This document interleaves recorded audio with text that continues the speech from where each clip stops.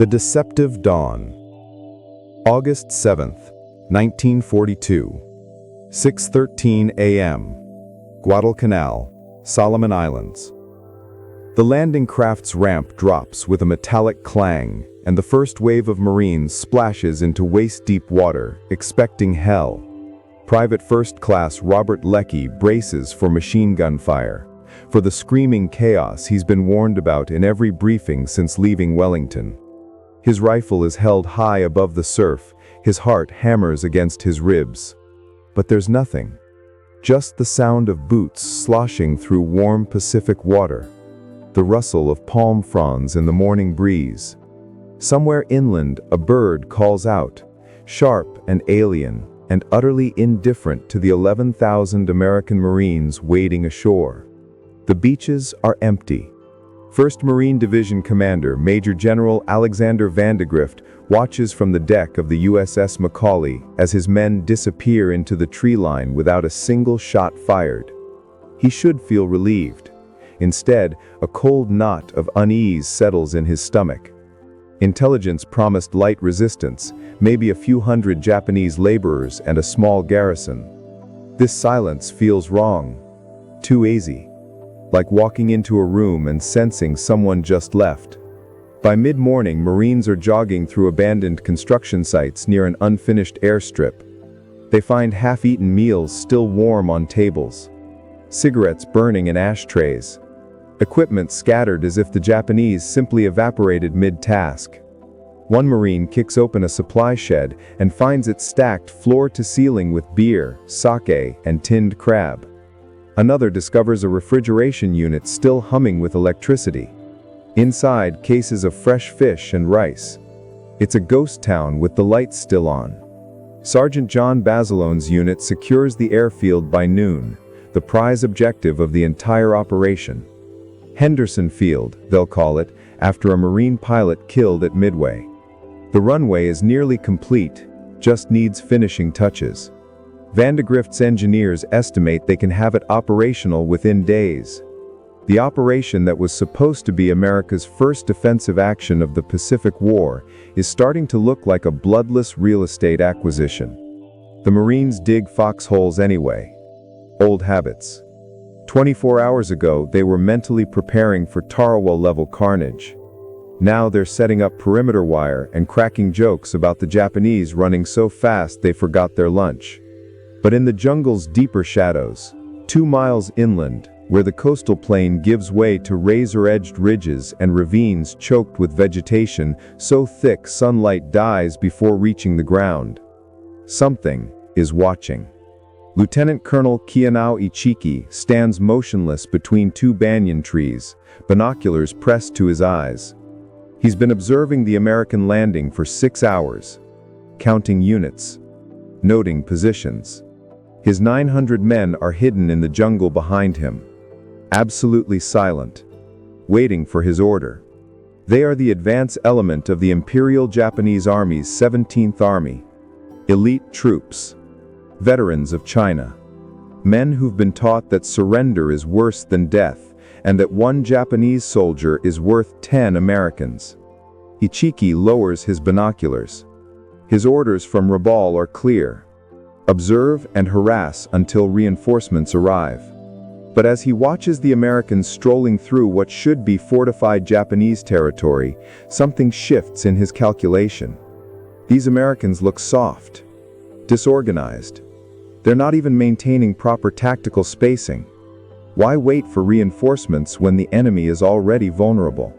In Rabaul, 800 miles northwest across the Solomon Sea, Vice Admiral Gunichi Mikawa receives the first reports of the American landing and feels his blood turn to ice. Guadalcanal wasn't supposed to matter. It was a backwater construction project, barely worth the supplies they'd been pouring into it. The strategic focus was supposed to be Port Moresby, New Guinea, the drive toward Australia. But now the Americans are there, on Guadalcanal, threatening to turn that unfinished airstrip into a dagger pointed straight at Japan's entire southern supply line. Mikawa makes a decision that will reshape the entire Pacific War. He immediately orders every available ship, every available plane, every available soldier in the South Pacific to converge on Guadalcanal. The Imperial Japanese Navy will not allow this island to fall, whatever it costs. Back on the beach, as the sun sets in violent orange streaks across the water, the Marines of the 1st Division settle into their first night on Guadalcanal. Some are writing letters home. Others are heating rations over small fires.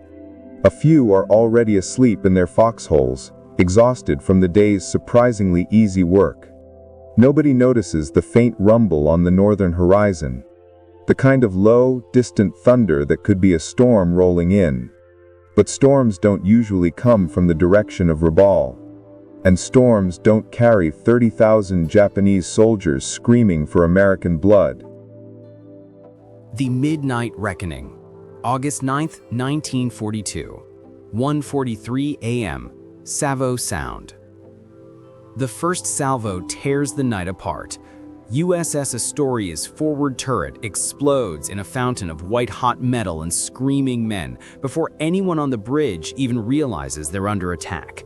Searchlights suddenly blaze across the black water, blinding, pitiless, pinning the American cruiser like an insect under glass.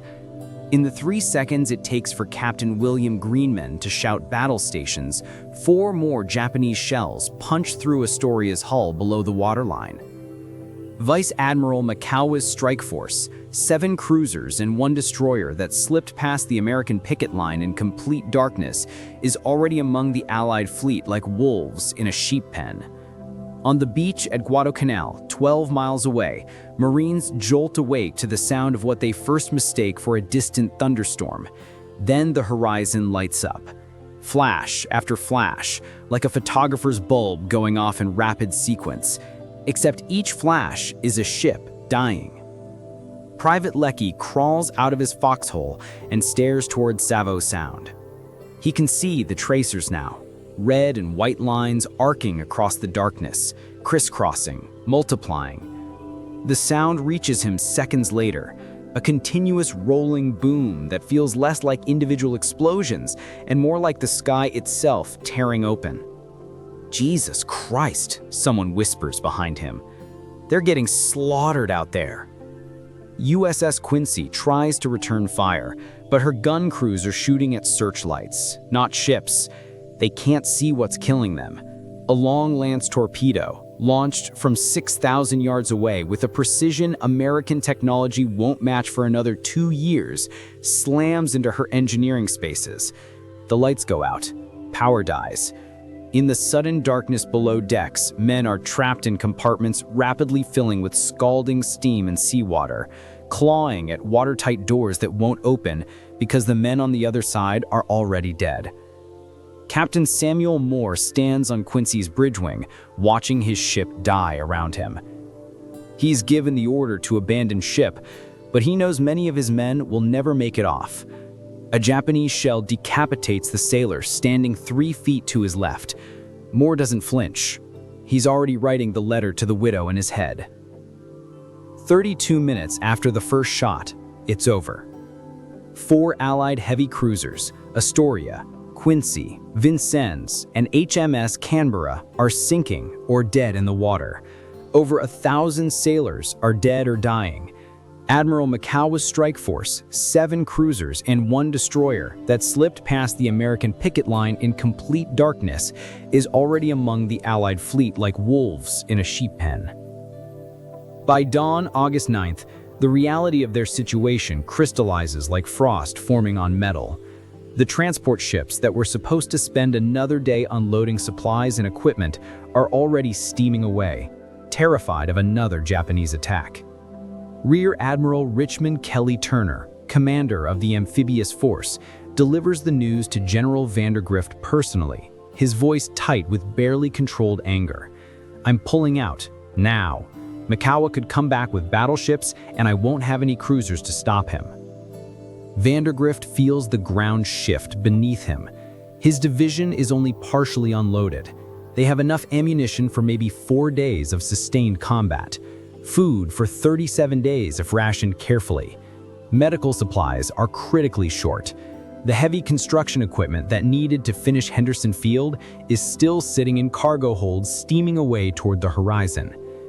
16,000 Marines are now stranded on a hostile island with half their supplies, no naval support, and an enemy that just demonstrated they own these waters after dark. How long until you can get back? Vandergrift asks, though he already knows the answer. Turner looks away. I don't know. Weeks, maybe longer. We need to regroup, replace the cruisers we lost. You're going to have to hold until then. Hold with what? Vandergrift doesn't ask, because Turner can't answer that. Back at the airfield, Marines who were joking about abandoned Japanese lunches 2 days ago are now staring at their supply dumps with new mathematics running through their heads. They've been rationed to 2 meals a day. The joke about captured sake feels less funny when you realize it might be the only thing preventing scurvy in a month.